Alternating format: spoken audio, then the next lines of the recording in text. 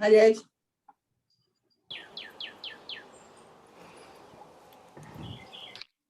Oh, Rick, you're outside.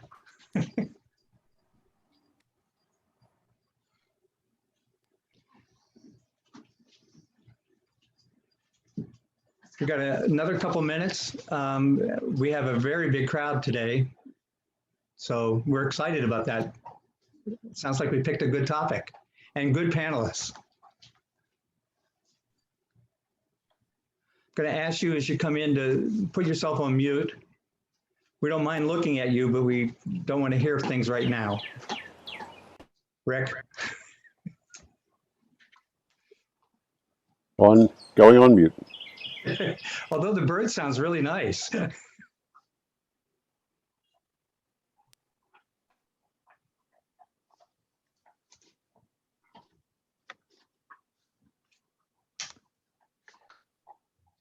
John, I can do the lead in and then call on you quickly if you want, and then we'll go to the panel. Sure, that's super. Okay. Hi, everybody. Good morning.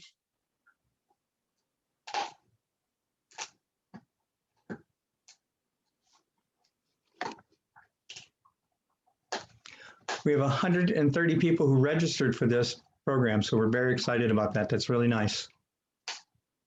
Tells you how important our schools are.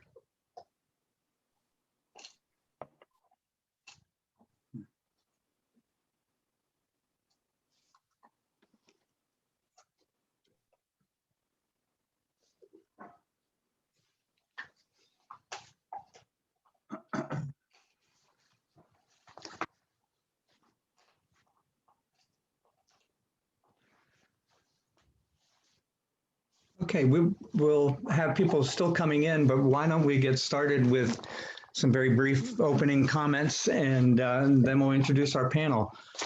My name is Dave Myers. I'm the director of the Berks Alliance. The Berks Alliance is serves as a catalyst for community development here in Berks County. We're seeking to help create a wealthier, healthier, and more vibrant community. We do these forums monthly on the third Thursday to try to engage the broader community into important discussions about things that are affecting our community. Today's topic is focusing forward, the positive impact, and it's difficult to say positive impact and COVID epidemic in the same sentence, but the positive impact of COVID epidemic on pre-K to 12, grade 12 education. So we have a great panel with us. I'm going to turn it over briefly to our chairman of the Berks Alliance board, John Weidenhammer, for some brief remarks, and then we'll start with our panel.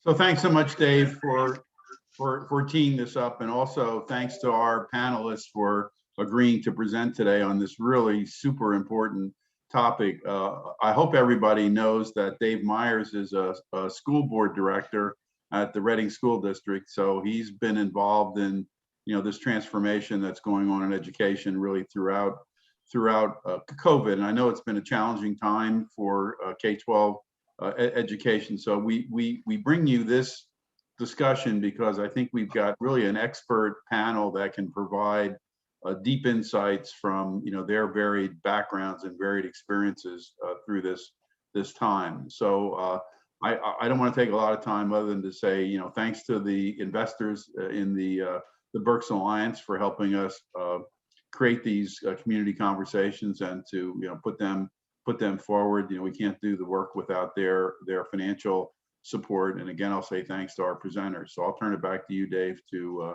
introduce the panel. Thank you. Great. Thank you, John.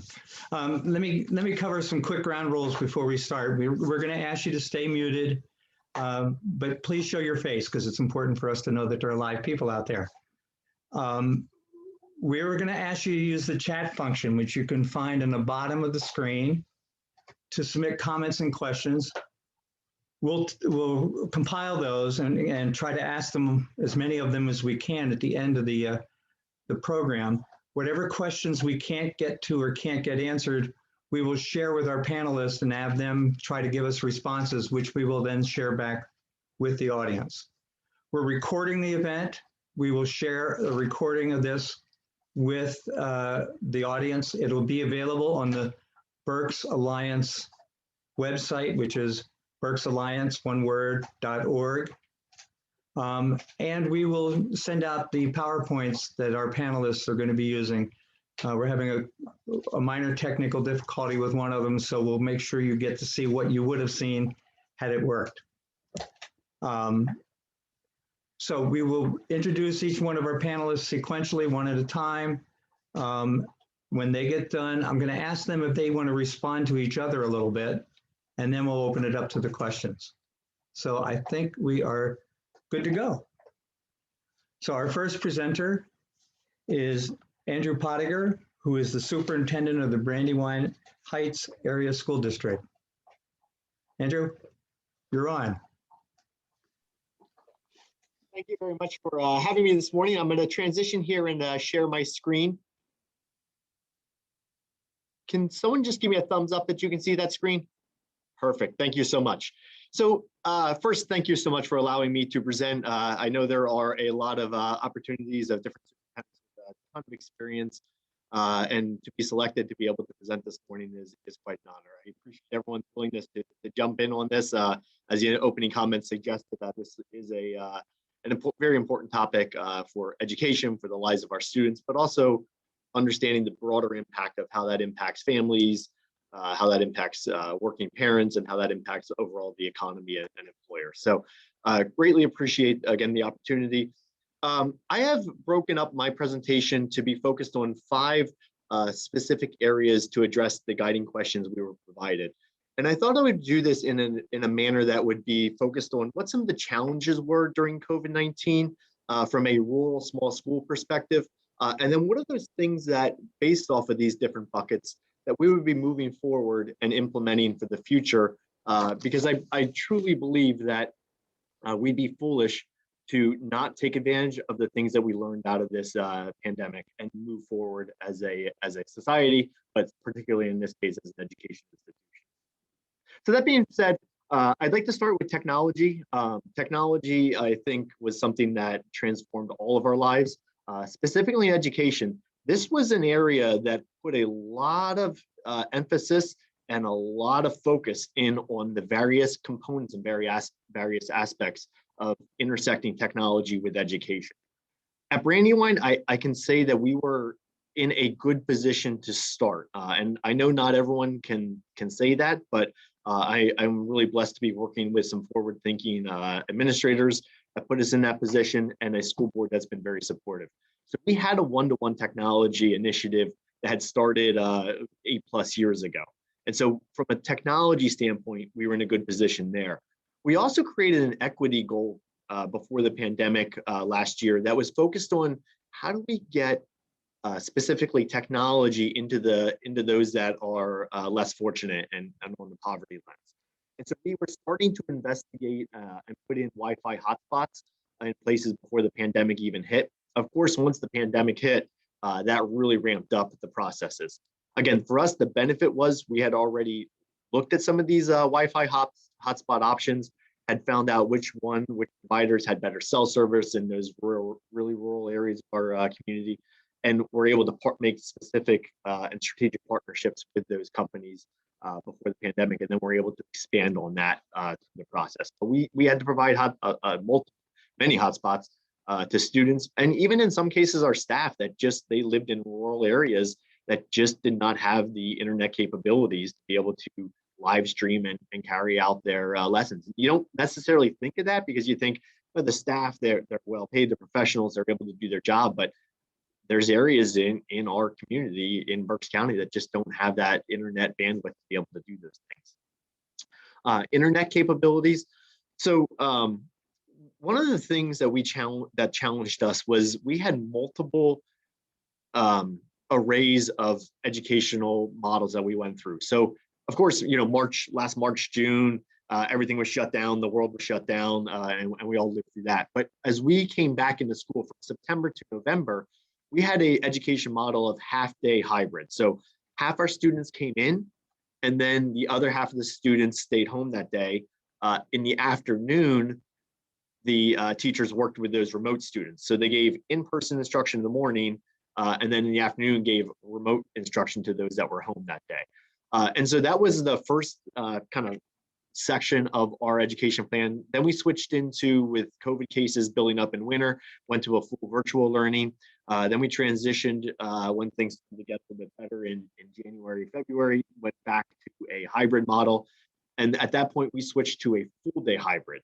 And so half the students came in for the full day, and then the other half of the students followed along and mirrored the live streaming of the classroom. And currently we're in an in-person process. But I say all that to say, when we switched over to that full day hybrid model, we had to have enough bandwidth to be able to live stream the class lessons. And so that resulted in us having to, we were already in the process of investigating a second internet provider, and we're planning to do that this summer, but really ramped up the timeline on that. And over Christmas break, we ended up putting a second internet provider in to be able to handle that increased bandwidth of live streaming every single classroom throughout the school district. From a device management side of it, when the logistics and effort that went into getting all these devices out to all our students was really a huge effort by our staff. They had individually labeled each laptop. There was a lot of safety protocols that went into place. There was so much additional efforts and safety processes to coordinate a family coming in, getting their laptop at a specific time, having that specifically identified for that student, for every single student in the school district as we rolled out the school year. That was a massive undertaking as we transitioned in this COVID environment. And of course, working online, we had to have opportunities to have support technology-wise, and basically had help desks, live stream help desks that were occurring during this time for all our students and staff. And we introduced new technologies, of course, with the hybrid learning and live streaming. We had to do web cameras, microphones, things that teachers weren't familiar with, and things that they weren't comfortable using from an education platform. And so those things were a training aspect. I'll touch a little bit about professional development later, but those new technologies were necessary for us to be able to be effective educators. So moving forward, where do we go from here? We are absolutely going to continue with that Wi-Fi hotspots in our community. We have a growing poverty level in our community. We have about a third of our students that are living in poverty, and for us, that's a pretty significant jump from where we were. So those Wi-Fi hotspots are definitely going to remain in place. I think most of us know, but there is a new emergency broadband benefit program that just came out. So essentially what that does is it provides $50 a month for individuals living in poverty to be able to purchase broadband. And they also give $100 to purchase a device for a one-time purchase. So those are some of the things that are going to come out of this from the federal government lens that will benefit, all citizens, specifically our students. And then one of the other things we started investigating was, can we put Wi-Fi on buses? So we have pretty long bus rides being in a rural school, and is there potential for us being able to put and install Wi-Fi to be able to allow our students to be able to continue their work while they're on their way home? Internet capabilities, talk about the second internet provider, those will remain. That increased demand.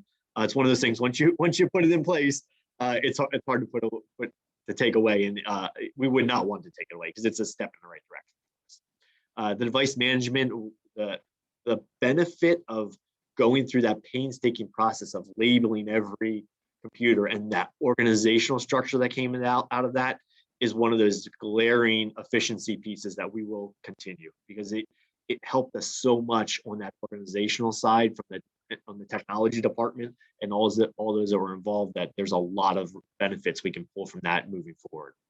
And then from a technology lens in terms of education, we will definitely be able to put more flexible technology tools in place. So we're going to be, and I'll talk about this instructional piece in a second, but from the lens of a web camera, that locked our teachers in front of a computer, just like we are now. Like I'm stuck in front of this. When I'm teaching a class of 20 some students, half of them are here. It's hard for me to move around, because if I move, obviously I'm out of the camera, and maybe the student can hear me, maybe they can't, but they certainly can't see what I'm doing. So we're looking to make some investments there, because I believe that's something that will remain, and do something like a fisheye camera that's in each classroom, so that the student can see all the things that are happening within that classroom, and the teacher's not tethered to be in front of their computer. And I think that is a key technology upgrade we're going to be looking to do in the future. And then finally, again, kind of that segue between technology and instruction. I saw a stronger reliance on electronic curriculum, the electronic textbooks, and the electronic assessments that came out of this. Somewhat forced, somewhat we've already had those in place. It was comfortable to use the hard textbook when pre-COVID, but it forced us to use the electronic. And what I saw out of this as a father and as a superintendent, and as an educator, is that there's a ton of resources that our teachers started taking advantage of that I believe will absolutely be a continuation to enhancing instruction in our classrooms. So making that shift to the instructional side, I talked about those different models that we had with the half-day hybrid, the virtual, the full-day hybrid with students following along, and then of course being back in person. But one of the challenges that we had when we were in the hybrid model was, how do we engage our students? How do we ensure that when half the students are in front of me and the other half are at home, that they're actually engaged, that they're following along? And that creates a new subset of skills that you are managing and looking at the students that are with you, and then also looking at your screen and being able to call on the student to say, okay, John, tell me what you think about X, Y, Z. And to be able to facilitate that became a new learning skill for our staff. Likewise, when we switched to fully virtual, being able to engage students in a remote learning environment was a new challenge. It's easy to engage when people are in front of you. You can see when people are not quite fully engaged and starting to daydream a little bit. You can call on the students. You can make really engaging lessons that they're up and moving, and it's not just lecture-based. When you do that through a computer screen, our teachers had to figure out a way to make that engagement happen. And I believe they did. It was a strong learning curve for some, but the really neat part was a lot of sharing, a lot of collaboration, and teachers that were willing to make that work, because ultimately it was about what was best for students. And that mantra carried through in their lesson plannings and their ability to grow as individuals. And of course, I mentioned earlier, we're in person now, and that still proves to have some challenges because we're still doing that follow along. We still are live streaming all our lessons, and we're still trying to work through those management pieces, making sure students are staying on track if they with their lessons, with their homework, with the participation in classes, and those sort of things. Learning loss. One of the major pieces that we did in our school district was put in a remediation time. So half a day throughout for every week was devoted to remediation. So currently, right now, on a Friday, we have instruction on a Friday that is half the day. The other half of the day on Friday afternoon is all built on remediation time. And so for us, that was a really critical piece to capture this learning loss. Teachers had to purposely go out, connect with students, and say, John, Susie, Johnny, I see you're having trouble with XYZ. Come and meet me at this time, 1 o'clock on Friday, and we're going to go over that. And it put the teacher in the driver's seat to focus in on the times, but it also conversely allowed our students, if they were struggling, to be able to reach out to a teacher and get that support. And that sounds easy, and that sounds like that's something that, oh yeah, that's common sense. If you're having trouble, go to your teacher. But it's a skill that needed some emphasis and needed a little bit of coaxing for our students to be able to be comfortable doing that, to be able to take that ownership, to reach out to their teacher and do that remediation. Summer learning camps, that's something that we're going to be investing in this year. And that's a way to, we've always done summer learning camps, but this year we have 140 students in our summer learning camp connected with our ESY, which is extended school year, a program we have to do with special ed. But we're going to put those two things together, special education and an opportunity for all our students, that we're going to make it a fun science camp type model, but focused on remediation and supporting our students over the summer. And then student learning achievement. This is a huge one when you talk about engaging students, and I touched upon that earlier. Attendance was a little bit of a challenge for us, and that took a lot of effort from our counselors, from our principals, and our teachers to be reaching out, calling parents, and sharing with parents. And sometimes it was a shock. Well, I thought they were on this morning. I'll have that conversation when I get home tonight. And then others that were more on the lens of needing that support to help them manage that from a parent perspective and getting their children to be engaged.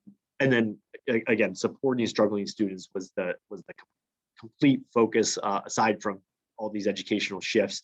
And I talked about the learning loss, but that's why we put the remediation in. That's why we made the efforts for our teachers to be making purposeful meetings with our students. That was a key area of emphasis for us.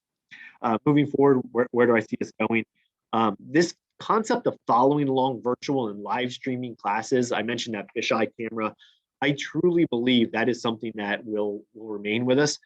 From the simple idea of education travel, a student's going down to Disney World, or they're sick, but they're not sick enough not to participate. They need to stay home for the day. So easy for them just to log in, watch what's going on in the classroom, get their education, and they didn't miss a beat. They just weren't physically in class. Something we never would have thought of or never really would have been able to easily implement before, something that we'll easily be able to continue. Virtual learning on a snow day. That was being explored through something called FID, Flexible Instructional Days, before the COVID hit, and the state was starting to explore that idea. Wow, like there was tons of legislation that went along with that and a lot of hoops to jump through to put a FID application in. Well, 500 school districts just proved that we can do virtual instruction because we were forced to do it. And what a change of mindset now that it's so easy on a snow day. We just switch models. We've all done it. We do a virtual day instead of snow. Learning loss, I talked about that earlier, but I truly believe the summer camp type model will remain. The remediation blocks, forcing time for teachers to meet with students, it's going to be something that will remain. It might look different now. We're not going to take a whole half day out of the schedule to do it, but we will be focusing heavily on that concept in our schedules moving forward with our staff. And then student learning and achievement, we're really focused on that independent learning, focused on the learning pathways for our students, and then really that ownership for learning for our students. And just to kind of pick that apart a little bit, that shift of a student not just sitting in class, getting the learning, and then hopefully doing the homework and coming back the next day, it put them in the driver's seat. This whole pandemic of sitting at home, doing their work online, they had to manage their schedules. They had to be cognizant to know what time it was, to hop in on their class and be able to really drive their learning, be responsible for the work that happened outside of the day, because they were locked in their house basically their entire day and had to manage that. And I think we all know as professionals how challenging that could be, and the distractions of throwing a load of laundry in, or, oh, it's so nice out, let's go outside and take a stroll. Our students, that's not a skill they have. We're adults and we can still struggle with that, but that ownership of learning and managing the time was a really strong piece that I believe we need to continue to foster, and it's something they grew this year with. Online learning, separate from the in-person learning model, online learning and virtual learning is something that has been around. It obviously received a lot of attention. It forced some education institutions to put in online programs this year. At Brandywine specifically, we've had it, what we call a Brandywine Heights Virtual Academy since 2012. That has enabled us to provide opportunities, full in-person virtual learning opportunities since that time. But more importantly for us, it was the opportunity for students that if there was a scheduling conflict or they wanted to do something that was completely foreign to what our staffing limitations have with certifications, they could take a marine biology course. They could take a law enforcement course, because we can offer that in a virtual world. And we typically have around 400 courses that are taken in the course of a year, just kind of one-off courses. But for us this year, the huge shift was we had 250 students sign up for full online learning through our virtual academy this year. That was a huge shift from typically around 10 students a year. Part of our programming has been, we've been able to avoid the cyber charter chasm, if you will. We only had 19 students that went to Cyber Charter this past year. Typically, we have about 10 or 11, so that was up slightly. It was up 9 additional students. But when you look at the statistic there, it was up 60% in PA. We were really fortunate to avoid that massive loss of our students and massive loss of funds associated with that. But again, we had 250 students in-house that were fully online. And we, as a result, hired, I put 3 in there, it's actually 2. It was actually 3 elementary staff to work with students, and they became their online teachers and facilitated all that learning for them for the entire year. The neat piece is, kind of when you move to the moving forward piece, we have 13 families that have committed themselves to full online for next year as well. And we're investing in a staff member to continue that. So we won't have all 3 positions, but we will have one teacher that will be teaching remote learning next year for those 13 families. When you look at it as a cost ratio piece, it makes so much more sense for us to have that in-person piece because it's so much cheaper than doing the Cyber Charter if there would be the exodus and we didn't offer that and all those 13 families left.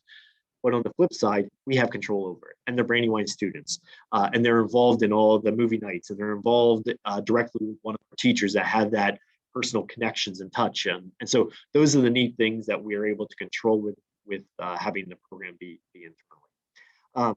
And then you can see, I'm sure you probably read that there's Cyber Charter legislation and changes that are happening already. Logistical challenges. So one of the neat things I will say is that it challenged our thinking as an organization of how we operate. And so when I kind of broke this up into 2 areas, communication and meetings, and then professional development. So communication and meetings, when we look at specifically things like IEP meetings. So IEP meetings is called an individual education plan.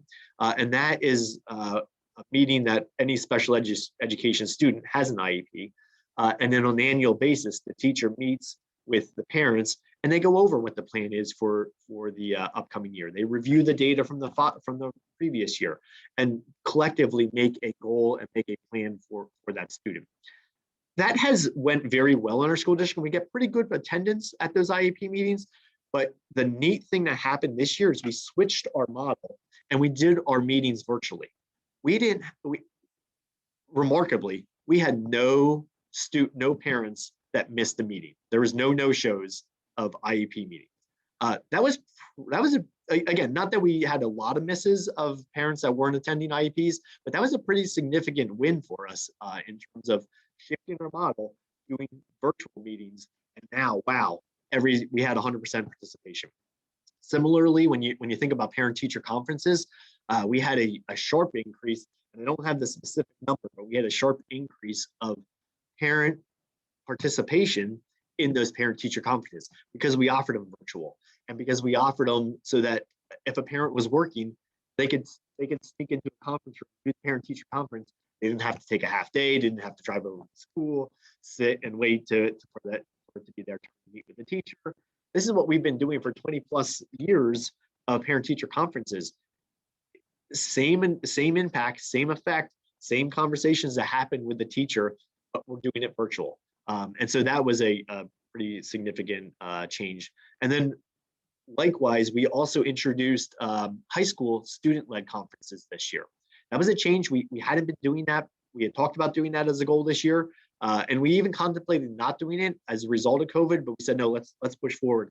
And wow, what a change. And when we talk about ownership of learning earlier with the instructional side, students owned their learning. Students had to lead that conversation with their teachers and their parents in that Zoom or Google Meet meeting, and talk about what they're doing successfully. Talk about those things that they could use a little bit more support on from their teacher, and really have that collective conversation as a team with the teacher, student, and parent. Our school board participation, absolutely, we don't get a lot of participation at our school board meetings, so good, bad, or indifferent. That is just kind of the nature of our school board meetings. But our participation sharply increased this year, partly because of the hot topics. Of course, you went into the educational plans and you went into all those pieces, but the other piece was we made it easy. We made virtual meetings, and we're going to continue that process. Parent meetings, we shifted the model for parent information trainings. Parent information trainings, we really focused heavily on that this year. We did trainings such as mental health trainings. We did trainings and information sessions as our education model changes. So the parents knew all the logistics of what was going on. We did things like cybersecurity trainings with our parents and students. So they knew how to better protect themselves since everyone was working at home, whether it was a parent professionally or it was the student working from home. So we tried to make information sessions that were pertinent to how they were living their lives right now. We developed our own website that was a specific COVID-19 website to talk about our health and safety plan, to talk about the data associated with the First County data, the local data. And then from a professional development lens, we focused heavily on how do we engage our students? How do we teach in a new virtual world? And that was a significant shift from, again, rewind ourselves back a year ago, we wouldn't have had those conversations, but we were having those now and focusing and reshifting that professional development. What are those things that move forward? Of course, the virtual meetings. I believe firmly that the parent meetings, the IEP meetings, we're going to continue with that virtual concept. We're going to live stream our board meetings from here on out. In fact, we're investing in a lot of that technology now to upgrade. We're developing a whole new website platform, and it's going to be more app and more social media based to better connect and build upon the success we had with developing some new websites. This year, we're going to kind of flip our complete platform and make it more of an app-based website. Professional development. There's a lot of things that we had been doing before, and these are not new. Personalized learning, using data to help the growth of our students. Those things are pieces that already existed, but we're going to, living in it and coming out of COVID gives us a whole new perspective, gives us a better understanding of who our students are, gives us a better understanding of how we can use those electronic assessments that I talked about earlier to help us specifically hone in on what the students are struggling with to be able to move forward with the learning progressions for students. So all those pieces are areas that I see continued growth in as we move forward and come out of a post-pandemic world. The last areas I kind of listed it as the affect approach to education. I'm sure there's a lot of parents that are on this call. It was frustrating because parents were put in the seat of managing schedules, managing their own personal professional schedules as well as their children's schedules. And those schedules changed with the change of education models that we had to make due to the safety of our students and staff. They became those pseudo educators when we were fully virtual at home and had to be helping. Grandparents were kicking in and supporting and being the pseudo educator. A lot of transitions and some of those neat things that came out of that is you made bonds between grandparents and grandchildren that maybe didn't happen before or wouldn't have happened in this environment. But balancing that work and the schedules was absolutely a challenge. Staff managing that home and work balance when they didn't have the opportunity to have their children in daycare because daycares were shut down. And so what do? They have to have their children doing their own online learning in a classroom while they're managing 25 other students that they're teaching in their own classroom. And so that proved to be a little bit of a challenge, but done very effectively by our professionals.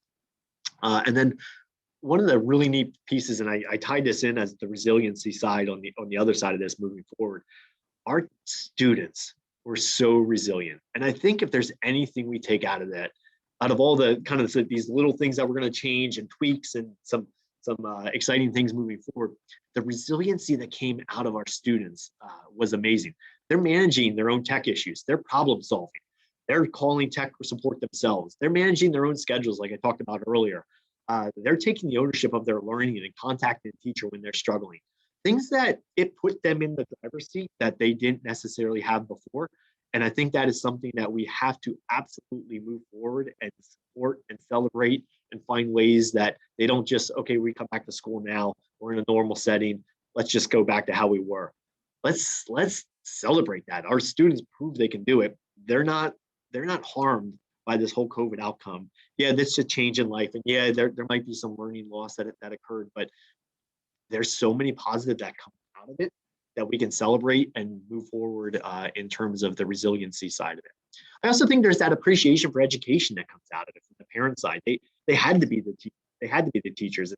So many emails, so many conversations with parents like, how do you do it? I can't wait for my kids to go back. This was crazy. And it's that growth, that kind of appreciation of education, that appreciation for educators that comes out of where we are right now. So kind of as a summary, when I think about this, I bucket into 3 areas. The educational side, it created flexibility. It taught us how to teach remotely. Again, online learning is not anything new to us, but our teachers as a collective whole, the entire body teaching remotely, that's new. It created flexibility. It gives us and invigorates us in a new way. And I just had a wonderful conversation with our staff member yesterday in the hallway. And, kind of lamenting like, oh, so glad we can almost be done with the year, looking forward for next year, yada, yada, yada. And I said, you know what the neat part is though? We came through this.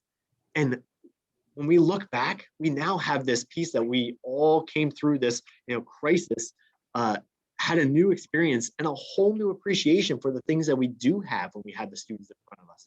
Something that we can't take for granted because it has now opened our eyes and we can appreciate having the students in front of us. And we can appreciate engaging when you have those live connections. And I think that's the one really neat piece of it that comes out of it from the educator side, is that we don't take advantage of the wonderful things that we have in front of us on a daily basis. From a technology, I kind of hit on this as the first slide, but that technology platform shift and that implementation of the technology tools from the curriculum side and ensuring those instructional goals are being met using technology to support us.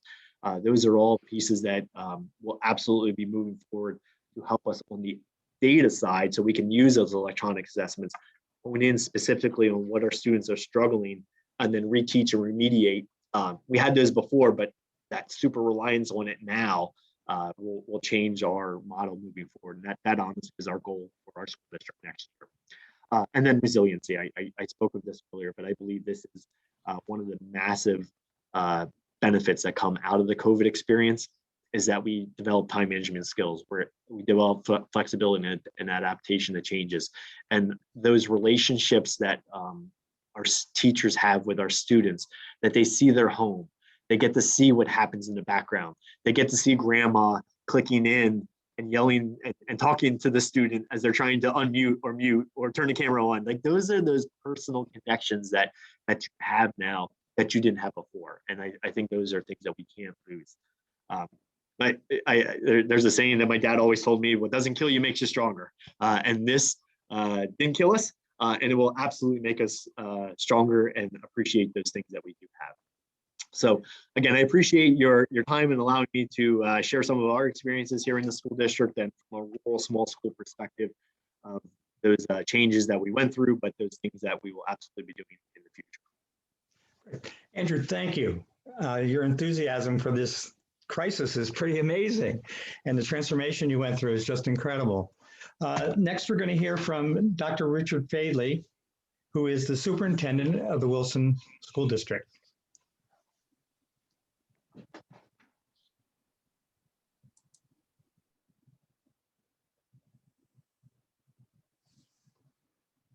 We're ready to go. You're on mute, Dr. Fadley. It would be helpful if I unmuted myself. Let me begin again. So thank you for the opportunity to present a little bit about how the Wilson School District will use the positive impacts and this, what we refer to in Wilson as the silver linings of the COVID-19 pandemic. You know, we've all struggled with different things over the course of this pandemic.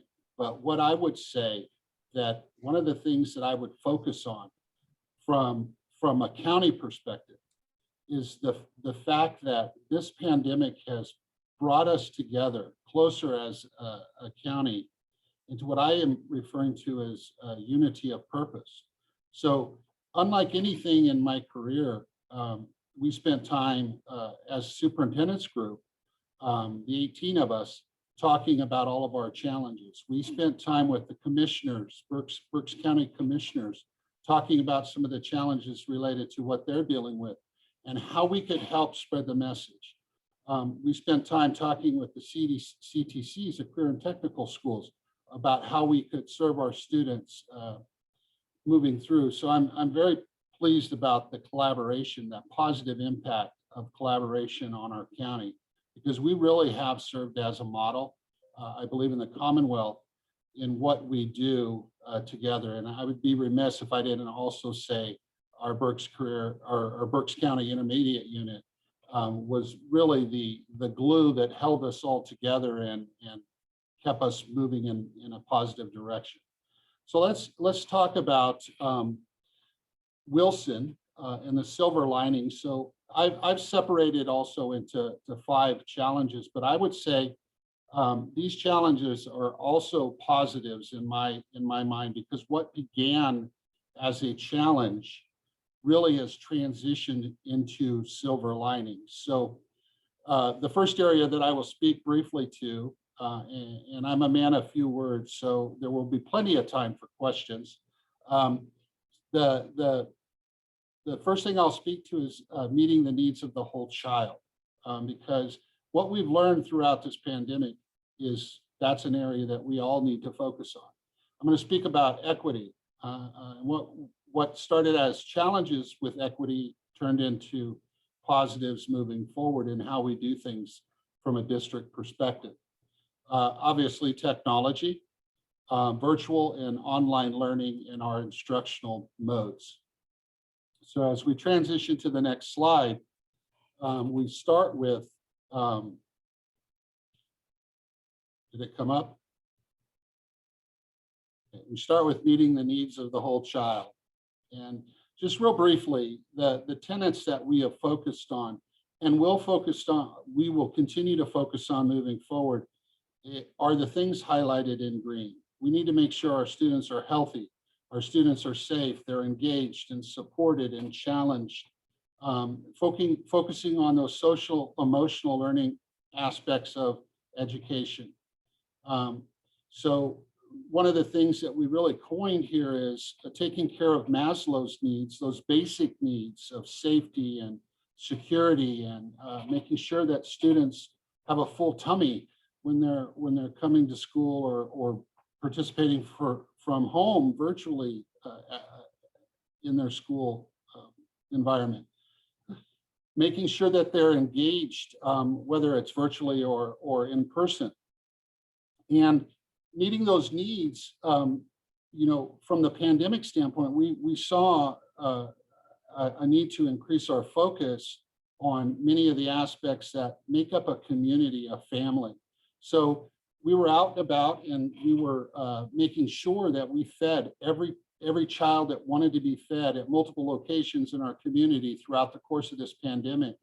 And it's something that I've worked very diligently with our food service department to try to continue that into the future, because the pandemic is ending doesn't mean those needs are completely met.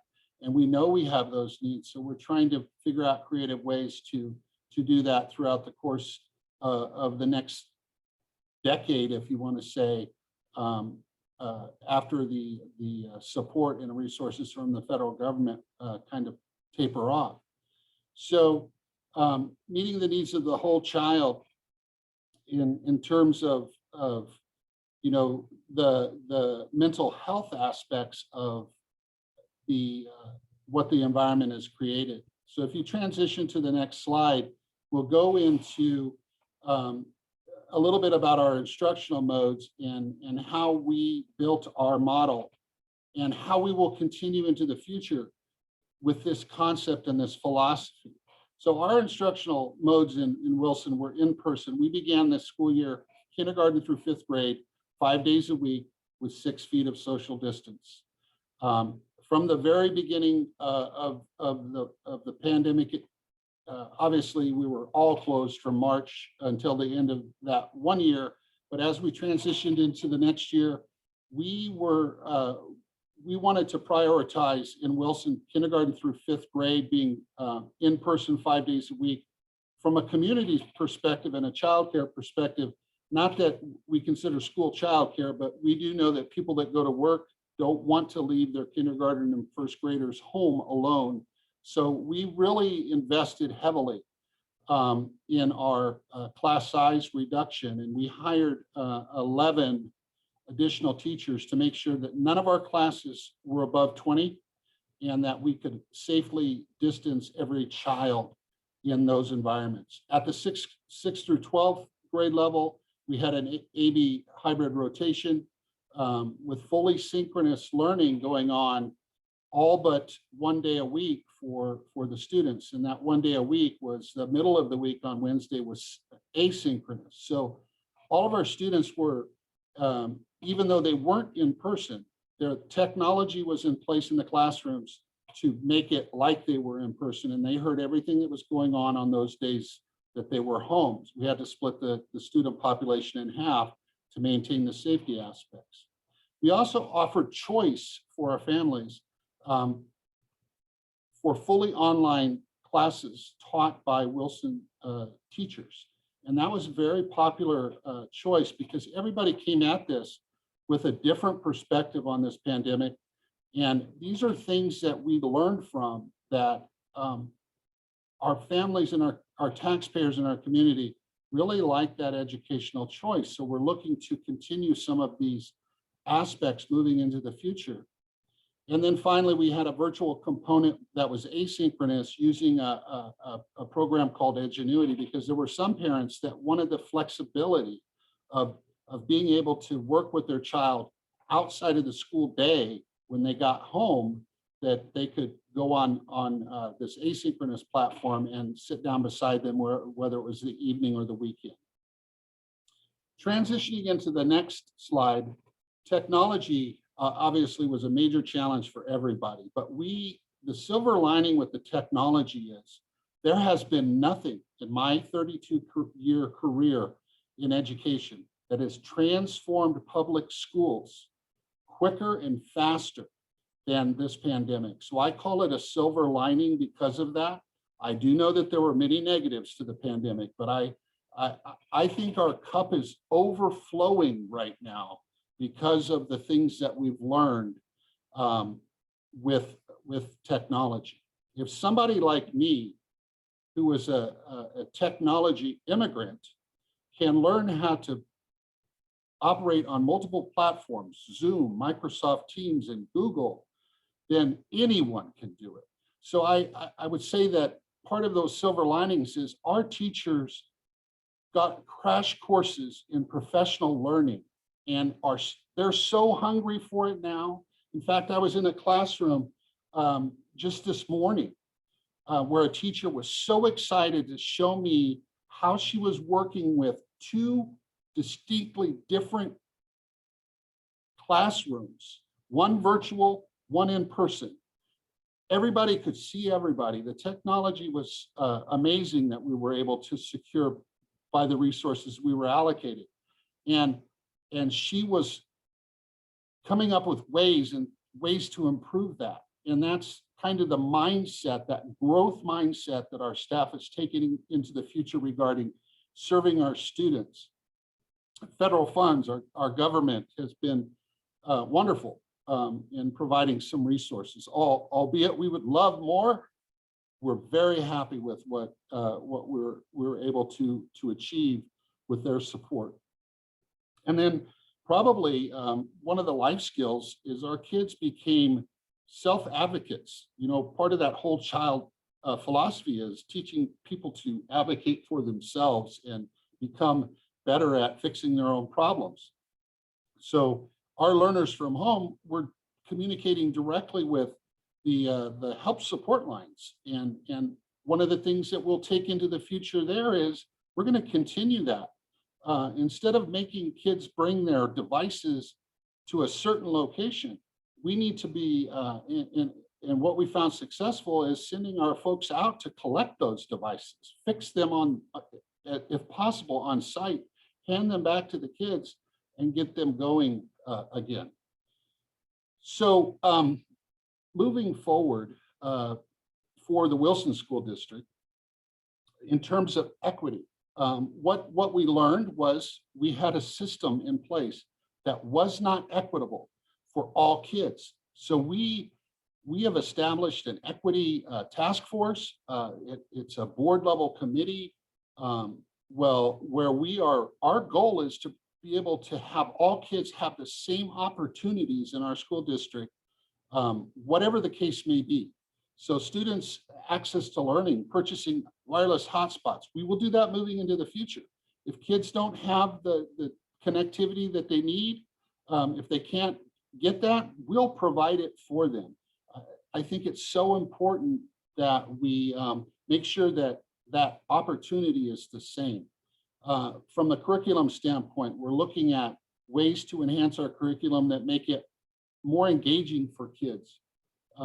We spent a lot of time, and you probably read about me in the paper a few times because I push the envelope on many of the special events. I think I call them rites of passage. These are things that we felt very strongly about, that kids and their school experiences need to go on, even though it's a pandemic. So we brought our teams together, our staff, and they found creative ways to work within the confines of the pandemic for concerts, drama performances. The kids were on stage performing the play, and it was streamed out onto a huge screen in the parking lot. Parents and community members sitting in their cars like the old days when we went to the drive-in. It was just amazing to see how people came together. Sports and fun days. We made sure that people understood the seriousness of the compliance issues and the safety protocols. Our kids were wonderful. They didn't violate the rules. Today, we've got Special Olympics going on our fields outside. Parents are invited. Kids are masked. Parents are masked, and we're doing those rites of passage, those things that make school memorable. And then again, moving into the future, continuing to offer choice for our families, our taxpayers, to create a structure where we have something that fits everyone's need. And people feel really good about what they invest in their child's education. Nobody ever wants their taxes to go up, but I was so impressed with our community. We had our preliminary proposed final budget the other night, and no negative comments. We had a 9-0 board vote, and I'd be remiss if I didn't say that the school boards that went through this pandemic with us, and I'll speak to mine, have been absolutely 100% supportive of our recommendations and things that we were doing moving forward. They understood the stress we were in, but they were partners with us and part of our team. And what do you need? How can we help? So as the picture shows, none of these kids are masked. This is what we're doing next fall in the Wilson School District. I want to be able to see those smiles on those children's faces when they come back to school in August. And just look at that. That's what it's about. That's why we did all the hard work together as a county to get back to this place. So here we go. That's kind of where Wilson's at. And if you have any questions, please don't hesitate to ask. Richard, thank you. And very inspiring. I love your allusion to the silver lining of the COVID epidemic, because it truly is a transformative time. Our third speaker is Dr. Khalid Mumin, who is the superintendent of the Reading School District. Well, thank you so much, Mr. Myers. And I really appreciate this opportunity to engage with the audience around these major issues surrounding our world now in education. I would be remiss, if I don't mention this before we get started, and Dr. Fadley did talk about this briefly. But throughout this pandemic, we have had an awesome support system for idea sharing, to talk about plans so everyone knows who's on first. And I mean, that's us as the superintendents. As Mr. Pottinger and Dr. Fadley went through their plans, I'm sitting here taking notes because I said, this sounds familiar because we meet weekly.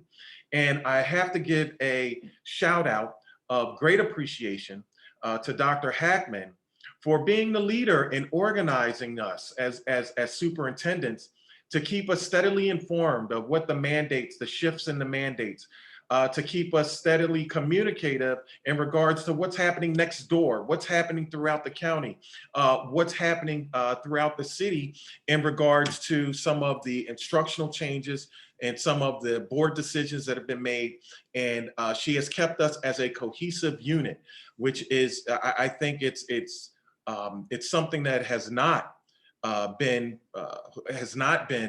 I would say, imitate or emulated throughout the state, throughout the Commonwealth.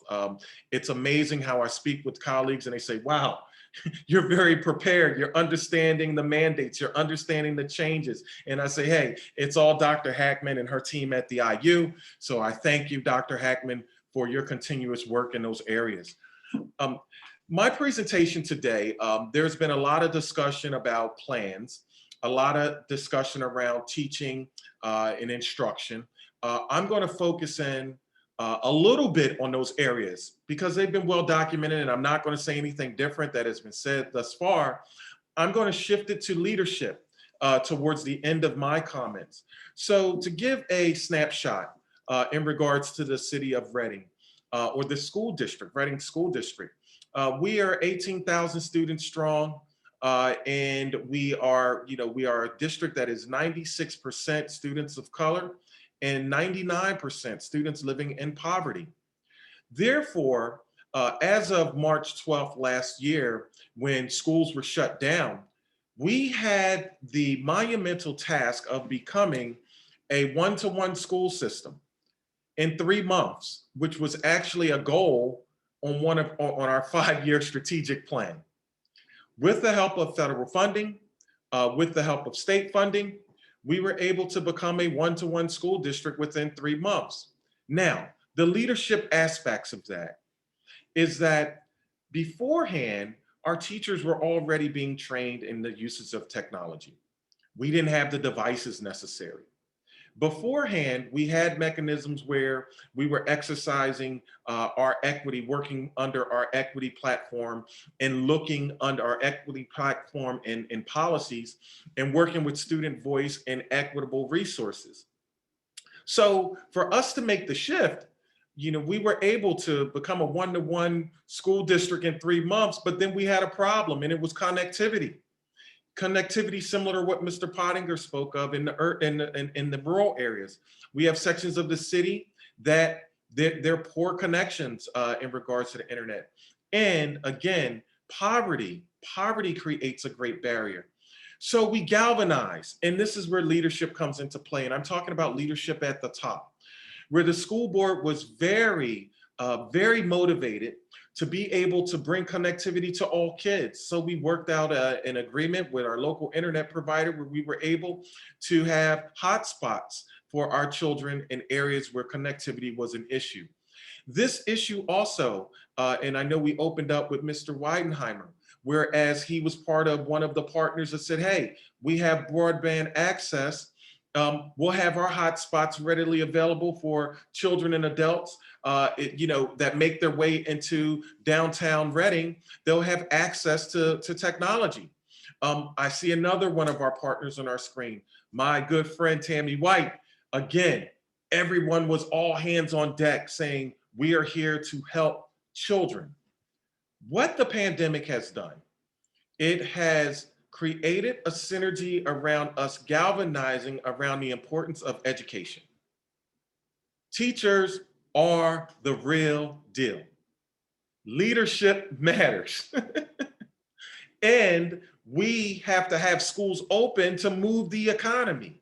So There are a lot of things that we could focus on that are, I say, are the glass half empty, but we have to shift learning loss to learning opportunities. That's what we're doing here in the Reading School District. Technology will live on. We are working feverishly to have sustainable technology. We are now getting rid of our smart board technology, replacing them with more integrative screens, which was board approved, well, discussed at the board level last night at the committee of the whole to be board approved, 72-inch monitors that are interactive, because what we saw, and it focuses on the 3 E's of empowerment, efficiency, and effectiveness, we had to take a look and listen to our teachers. Our teachers were making stone soup in the classrooms in hybrid settings as we were able to come back in a K-8 method. Whereas teachers will have a Bluetooth device, a microphone that's feeding to the computer.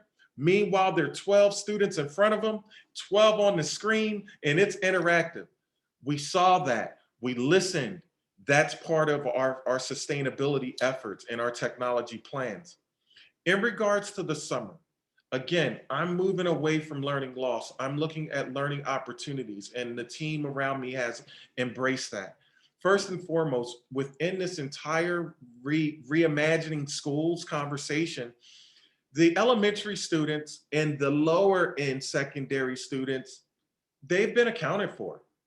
You know, there has been instruction.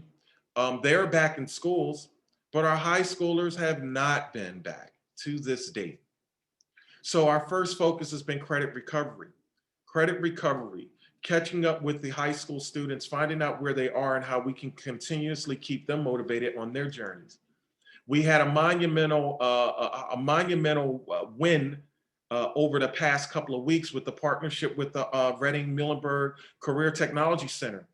Our ESY programming, extended school year programming, will run through the RMCTC this summer.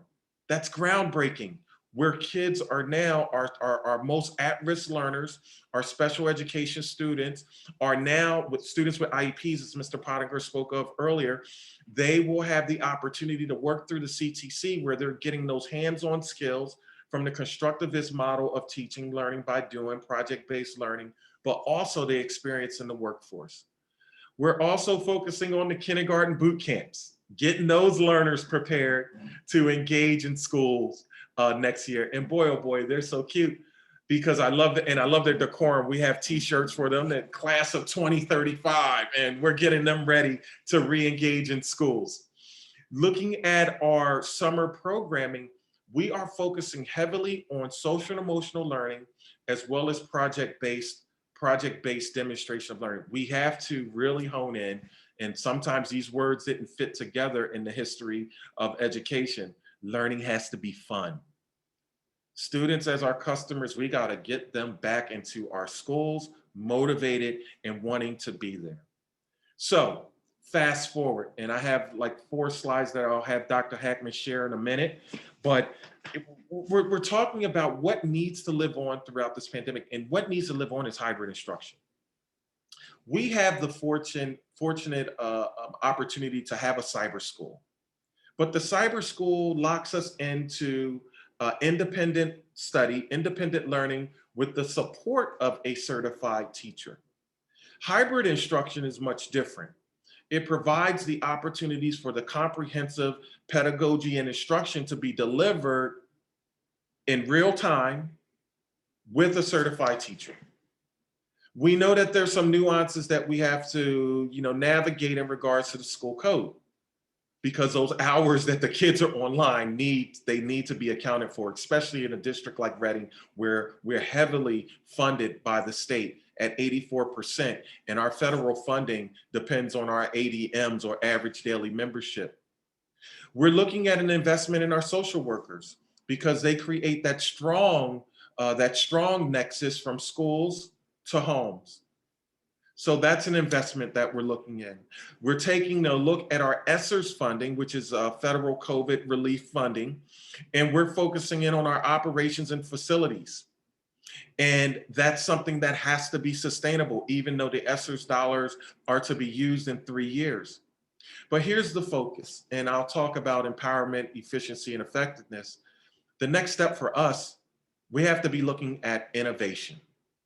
First and foremost, when we talk about how to lead in these environments, we know that this is all about hope, hope and health, open advocacy, passionate action, and empathy. Those are prerequisites that all educators must have. In the school, in the Reading School District, in Wilson School District, wherever in the United States of America, you have to have hope, open advocacy, passionate action, and empathy.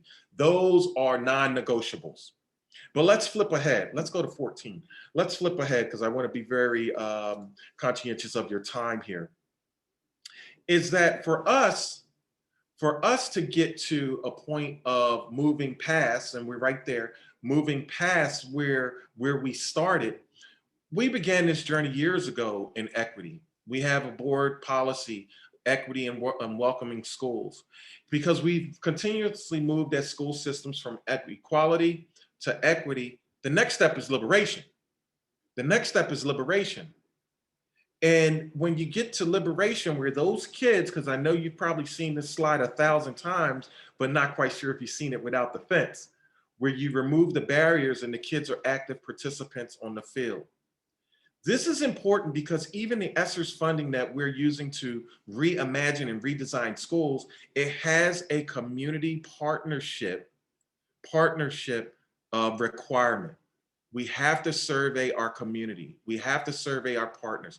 We have to survey our parents in regards to how the school district, from a leadership standpoint, intends to use these funds. Let's go forward. So when we're talking about empowerment, what I mean by that, the empowerment is the big ship. I sit on that ship with Mr. Myers as my school board member. And we can do things with eloquence. However, one thing that we don't do very quickly, we don't turn quickly. We can't change quickly. We are laced in procedural items. We're laced in policy. Because if you've ever been on a cruise liner, it takes it a day or two to turn in the Chesapeake Bay. So we have to move forward to efficiency. And this is that learning moment that I had, that teachable moment. Next slide, please. That teachable moment where we have to equip the educators within the system to be more efficient, to make the strategic goals come to life, to have a listening ear. We have to remain very cognizant of what's going on with our teachers, our students, our parents, our community, because we can become more efficient. The pandemic has shown us this. Whereas a 5-year strategic plan goal becomes reality in 3 months, with the support of a supportive school board, we've become efficient. That needs to live on. Because it's all about effectiveness. And the effectiveness components are these. As mentioned earlier, and this is nothing new that you've heard thus far, the idea of using technology, i.e. Zoom, i.e. Google Meets, to our advantage is magnificent. Our parent-teacher conferences had over 95% attendance. Unheard of for us. That has to live on. Parent engagement has to live on. Student voice and advocacy has to live on. Because one thing that the pandemic has shown us, you can't come late to the party trying to establish a plan if you haven't put the work in initially to have the discussions and create the components around how you're going to do that work. I'm very blessed and fortunate to be with a supportive school board who has taken that mantra of hope and put that on their sleeves in their decision making. Next slide. Because amidst all of the pandemics, all of the twists and turns of the pandemic, we still have to focus on, the equity and the differences and nuances of our kids. This is the I Am a Child movement, and immigration is a huge issue here in our county and especially in the city of Reading. Our kids are 88% Latino. The county itself are over 22% undocumented. But those kids are in our schools because of FAPE, free, appropriate public education. They arrive on our doorsteps, no matter if it's here or in Brandywine. We must educate. Next slide. And as we're talking about students and their voices, You know, we've had tremendous civic unrest throughout this pandemic. But what about the kids that are in our buildings? Looking at these hybrid methods, they still want to exercise voice. And the best way to get to the core of Black Lives Matter or any social activist group is by using these two things that hold up this head and neck, these ears. You have to listen. You have to listen and exercise leadership to understand where the kids are where they're coming from, so you know where to lead. There's a saying that I use: you can't be afraid. You can't be afraid to lead where you don't want to go. You have to have student voice. You can't teach what you don't know, and you can't lead where you won't go. So these are important things. Next one. As we know, as a community of partners around dealing with students in our systems, we have to focus in on all of our students' needs. And this is the LGBTQIA movement. And our students want to exercise voice because it all fits into this whole thing we call schools. It's a microcosm, because the next slide is what the attempts are in regards to reimagining what education is all about. It's about the infinite possibilities, not looking at the glass half empty. We have to be able to look forward, future focus. And I say these are infinite possibilities because that's Dr. King over there. And as we know, Dr. King was one of the major leaders in the civil rights movement. But the infinite possibilities of what you see with that crowd there with the March on Washington, you know, there are two things that stand out. First and foremost, Dr. King was young. And Dr. King mobilized a nation of young people who were Black, white, brown, poor, rich, middle class, and brought them all together on one accord to think about equality, which gave us the marching orders to get to equity, which are given the marching orders for us to get from equity to liberation, from liberation to social justice. I'll close with this. We've talked about a lot of instructional models that shall live on, pedagogy and instruction. We talked about the importance of teachers and teachers as leaders. We talked about the importance of collaboration of superintendents across districts, across the county, across the Commonwealth, across the United States of America. So what does this look like? I think this is going to entail to summarize this in a nutshell. This is a reimagining of what schools will be like in the fall. This is the future of education. I know for sure that 100% of my students will not return to full in-class instruction. Therefore, you have to be proactive and create sustainable hybrid methods to encourage them to engage there. We have to continue to look at this as an opportunity for innovation. I have the fortunate opportunity of sitting on a National Commission on Student-Centered Equity-Focused Education, and these are bold recommendations. And these are the three major pillars that I believe, and we're already on that pathway in Berks County. It's going to be about culture. It's going to be about culture, the systemic redesign of what happens intentionally in regards to relationships that are based in culture, that are whole learner focused. And you heard that earlier about the whole child, focusing on mental health and the trauma-based needs of all of our students. Check mark, that has to live on. The second thing is, this is Dr. Fadley. I went from Mr. Pottinger now to Dr. Fadley. It's going to be about social, emotional, and cognitive growth.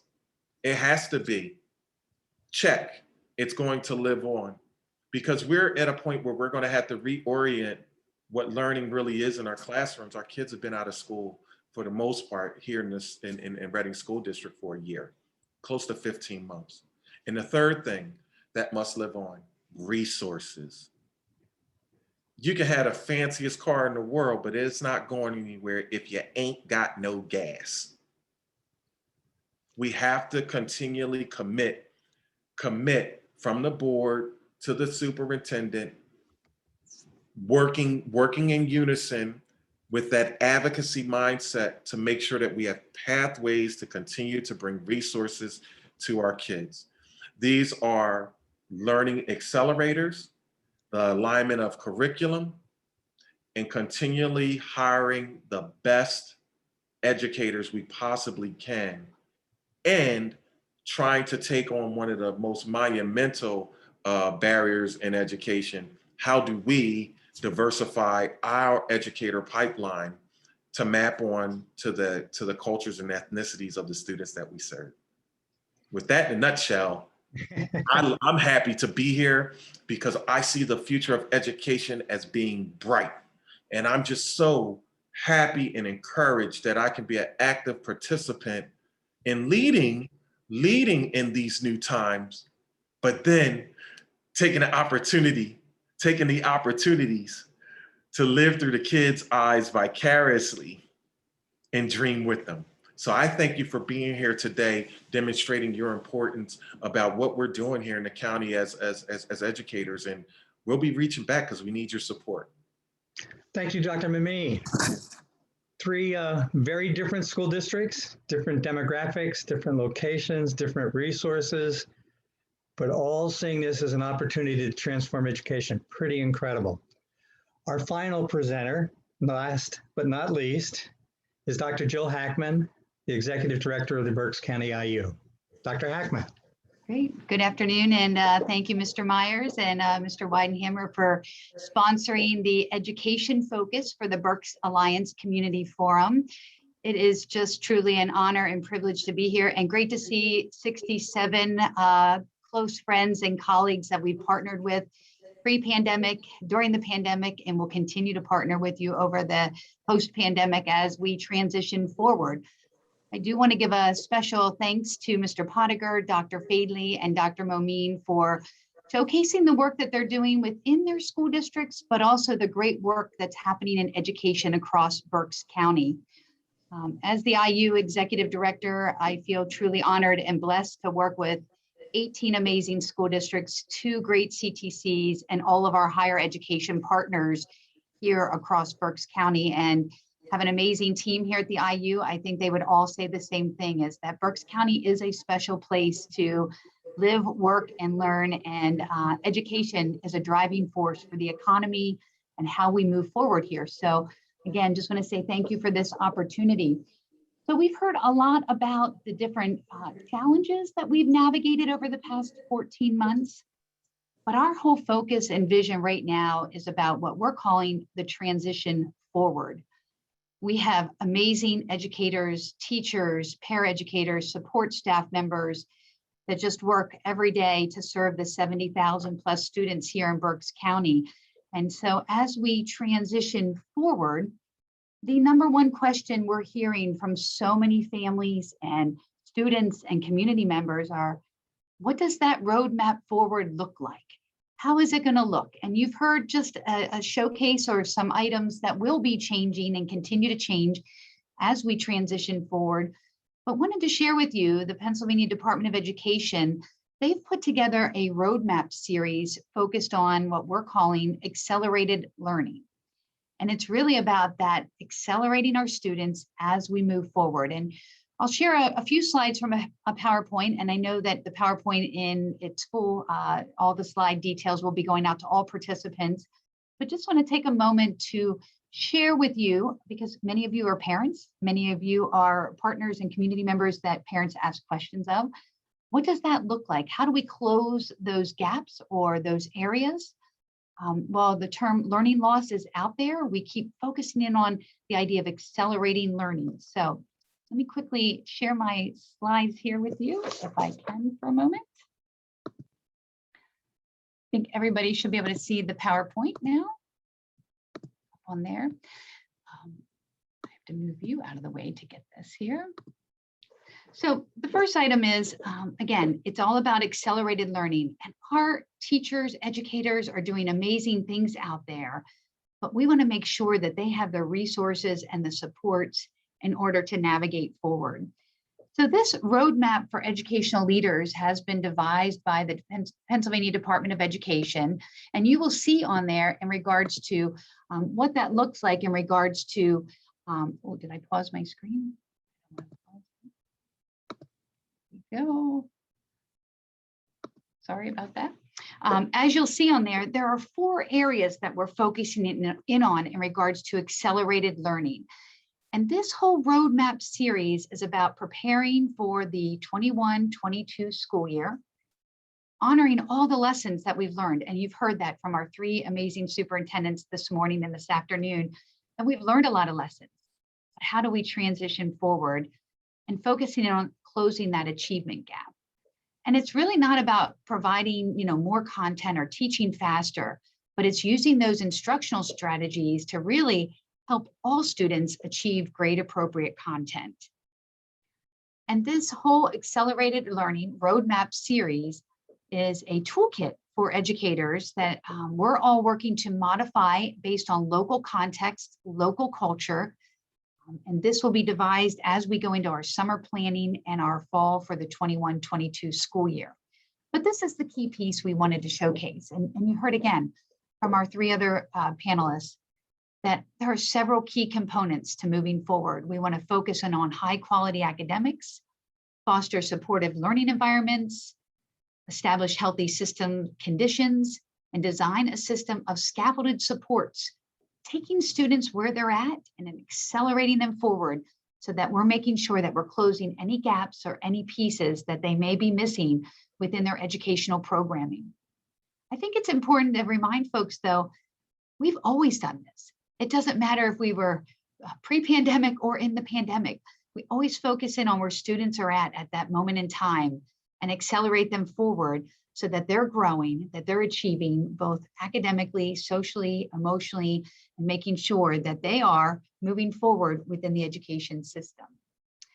When you receive this PowerPoint, you'll see, again, each of these 4 areas are broken down into, and a descriptor you'll see provided on each PowerPoint slide. I'm not going to take the time today to read that to you, but I think it's important if there are questions around how are we moving forward? How are we addressing those gaps? What does that look like? It's all around an accelerated learning model. So we're going to look at those high quality academics, supportive learning environments. This is a key piece here for us, that social, emotional, mental health piece that we are laser focused in on. It's always been a priority for us in the school system for years. Across Berks County, top priority. But we are very intentional, strategic, and laser focused now in on the social, emotional side of things as we transition forward. And then the health system conditions and making sure that we have all the tools in place for our students. And then the whole idea about what will that look like from policies, procedures, from a system design perspective moving forward. So as we go forward, you'll see there will be a link that you can go to find out more details on the Department of Education's website. But I think it's important to note that we're taking this accelerated learning roadmap series and customizing that across each of Berks County and then within each school district and our 2 CTCs that we work here with. And I will tell you, the community partners, just looking on here, I think about what we've done with the whole idea of the community broadband access. It's been a top priority. And I see Miss Karen Reitmeyer on here, Mr. John Weinhammer, and a few other folks that have, Dr. Sanchez has been part of that. There is a small group of community leaders, and I think that group is growing, which is great, but all, again, laser focused in on accelerating broadband access for Berks County and making sure that we're closing that digital divide. That is just a piece of this accelerated learning, a critical piece of this work as we move forward. So this toolkit or this roadmap series, we're customizing it for Berks County, and then we're customizing it for each local community, each local need for our school districts to make sure that we're serving and supporting those 70,000 students. And as mentioned, the class of 2035, that they are going to be productive, contributing students as we move forward here and transition forward. So with that, Mr. Myers, I will pause and again want to say thank you to all of our leaders, our community partners that are on here today with us. We're truly fortunate and thankful and grateful for your partnership. Thank you. Thank you, Jill. It was, thank you for helping to arrange this. This was just an excellent, excellent program. We have time for a few questions.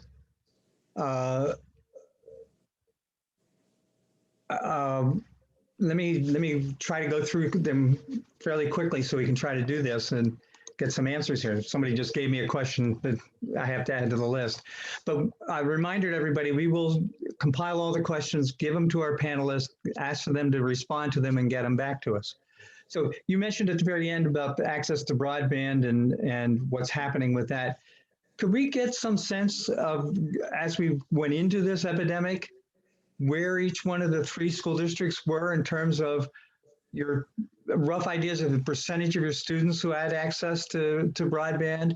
And I want to use an expansive definition of what that means. That means students who had the ability to get to a hotspot or connect into the internet, but also had the technology and had the knowledge of how to use that technology and had the support in their families to use that technology. Do you have any idea what those percentages were as we bumped into this epidemic? I'll speak on behalf of Wilson. We were fairly fortunate to have about 80%, close to 90% of our community able to access from a broadband perspective and engage through technology. Since the pandemic, we are now at 100%. Great. Andrew? Yeah, likewise, we have, again, being a little bit rural, there's a challenge between DSL, which is not as reliable, and our cable internet, but combining those two, we have probably around the same thing, about 80%. We had families that were using cell phones as their cell coverage, and those sort of things, with the Wi-Fi hotspots being able to do.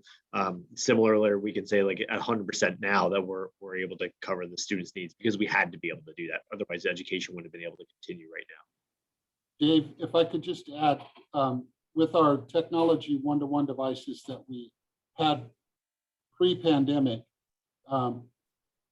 they were able to connect to the internet, but many of the streaming functions became very slow with those devices. So we have since shifted, and many of the resources we're moving into the future with are replacing those devices with devices that will connect and stream and do all of the wonderful things that we learned as a result of the pandemic. Great. Dr. Momin?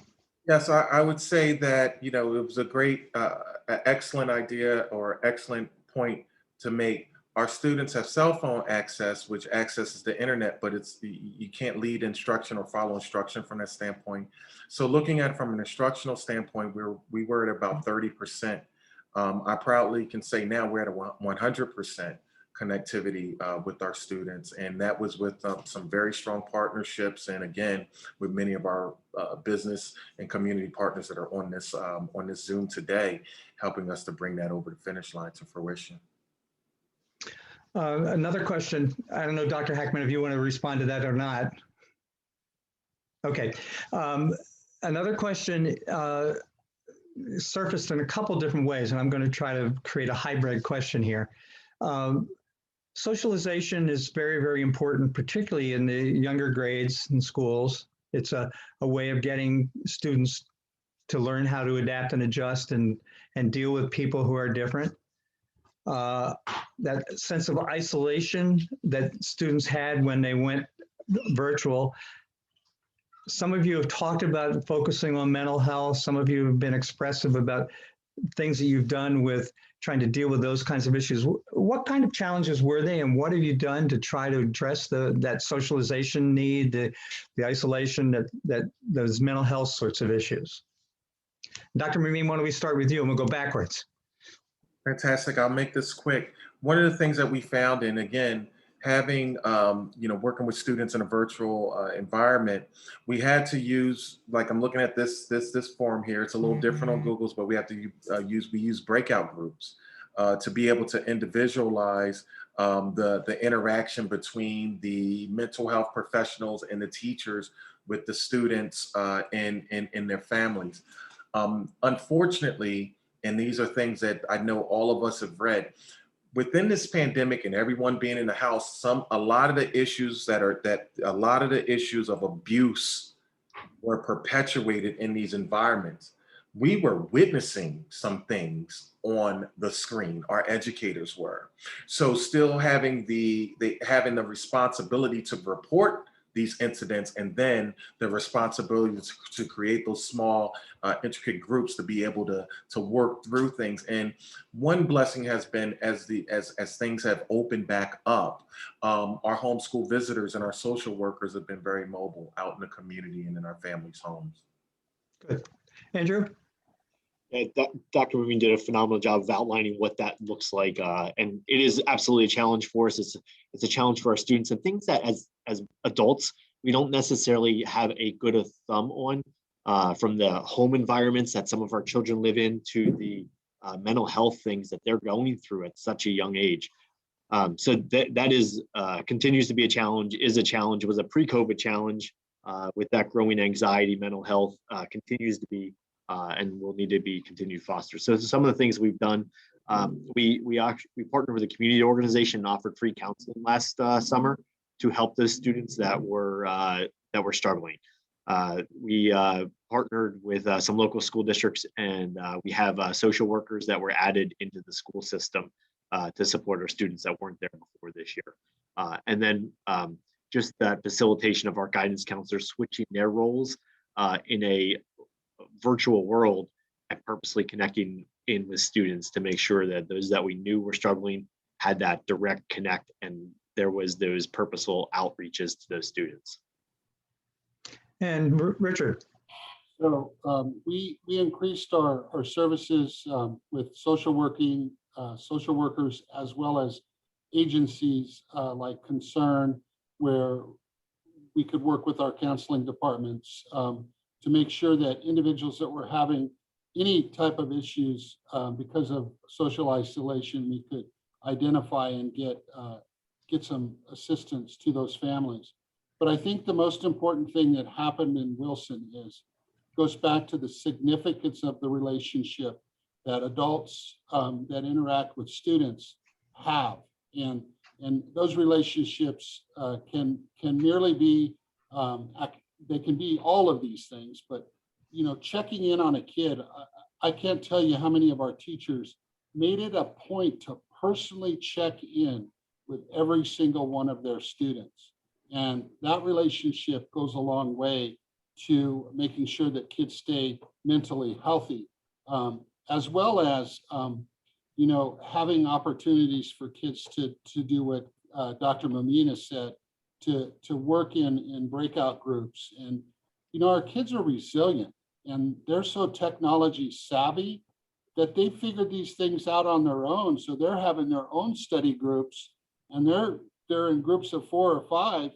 I have a daughter who's a junior, and she was doing those breakout groups and being very successful interacting when she wasn't in school. So all of those things that have been mentioned by everyone have been things that we've targeted.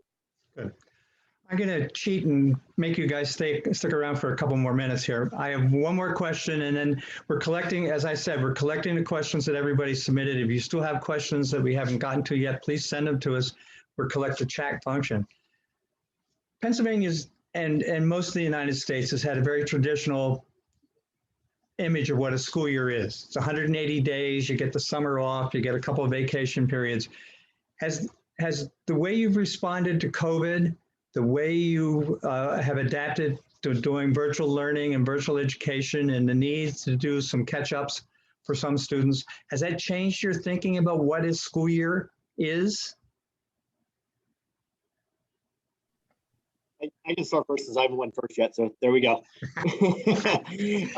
Yeah, on 2 different fronts. From the education standpoint, yes, it has.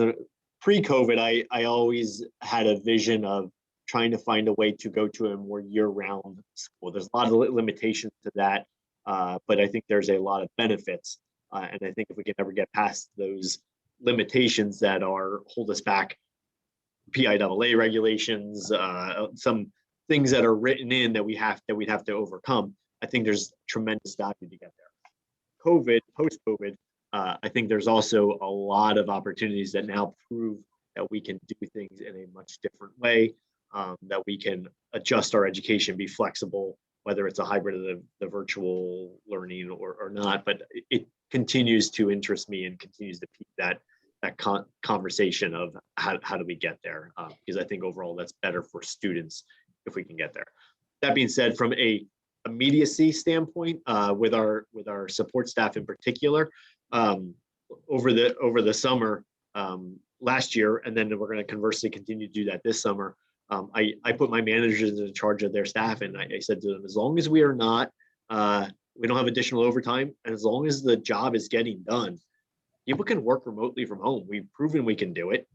It is something that has changed our mindset. And again, as long as the job continues to get done, we're going to do that this summer as well. So our administrators, our support staff will have that opportunity to be able to work remotely this summer and still carry out the duties. They'll still have to come in and out for deliveries, for organization of school settings and things like that. But we're in the midst of a massive project right now where the building will be ripped apart. So it's even more of the reason to do so. That it's a perfect segue connection of, we didn't do it before, we know how to do it now, and we can't be in here anyway. So great opportunity for all our staff to be able to, we trust our staff, and they've proven they can do it. And Mr. Myers, if I could just quickly add to that, when I look at pre-pandemic, there were segments of that, what I call extended school year, all year round schooling. We've done it with ESY services, extended school year services, our early intervention services, Head Start services. So we've offered services. I think now what we've learned though is we don't need to be in that routine of that cadence of strictly 180 days. There's so many more summer learning opportunities, extensions for accelerated learning. And our community partners, many of you on here today, have helped us to build that offering and offerings for our families here. So it's a real positive that we're seeing. I know this summer is critical for us because of that whole idea of accelerated learning, the learning gaps, making sure students are prepared for the start of the 21-22 school year. But we already have done segments of that, and we've done it really well. So how do we keep up with that cadence at this volume moving forward? Right. Okay.